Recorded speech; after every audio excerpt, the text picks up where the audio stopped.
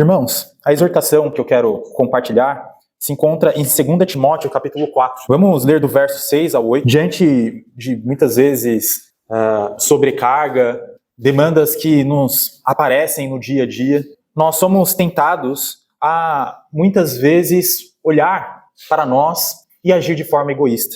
Mas em 2 Timóteo, capítulo 4, versos de 6 a 8, Paulo afirma ao final de sua vida: quanto a mim, já estou sendo oferecido por libação, e o tempo da minha partida é chegado.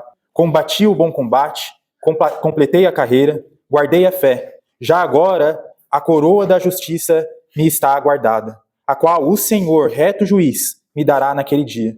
E não somente a mim, mas também a todos quantos amam a sua vinda.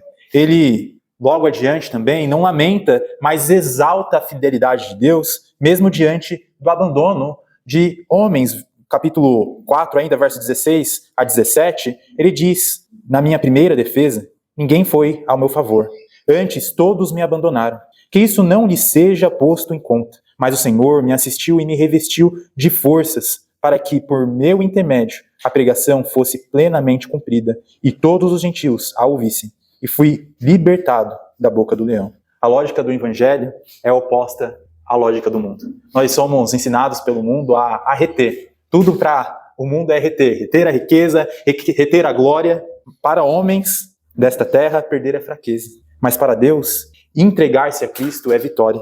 Então, foi com essa convicção que Paulo escreveu que o viver é Cristo, viver para mim é Cristo, e o morrer é lucro. E ele não via a prisão ou a morte como uma derrota, mas como parte do propósito divino para a vida dele. Por isso, em vez de temer, ele afirmava que a libertação do Senhor livraria ele de qualquer obra maligna e levaria ele salvo para o reino celestial. Diante disso, a fidelidade a Deus não significa ausência de lutas, mas a certeza de que Ele nos sustenta durante essa caminhada. Como Paulo nos ensinou em 2 Coríntios, em tudo recomendo-nos, como ministro de Deus, na muita paciência, nas tribulações, nas necessidades e nas angústias. A verdadeira questão não é se enfrentamos batalhas, mas como nós permanecemos firmes diante dessas batalhas. Assim, não nos vem tentação que seja sobre-humana, mas Deus não permite que a tentação seja além das nossas forças. Mesmo sabendo que estava próxima a sua morte, Paulo não pensou em si próprio.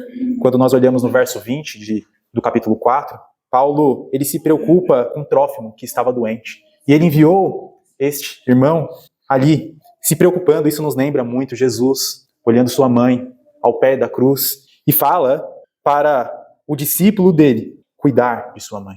Ainda diante do sofrimento, Jesus se preocupava com aqueles que estavam também em sofrimento. Diante disso, o verdadeiro servo de Deus não vive para si, mas para edificar a outros. Paulo exortou: leve as cargas um dos outros, e assim cumprimos a lei do nosso Senhor. Diante das dificuldades, Paulo não pede riquezas ou conforto a Timóteo no final da sua carta, mas sim que a graça permanecesse com ele. Diante disso, nós devemos lembrar que a maior riqueza que nós temos é a graça do Senhor que nos acompanha nesta vida. Que a graça do Senhor esteja conosco e que possamos permanecermos firmes diante das batalhas e sempre procurando servir a outros, mesmo diante do sofrimento. Pois assim o nosso Senhor agiu. E assim os servos do Senhor no passado também agiram. Que Deus nos fortaleça.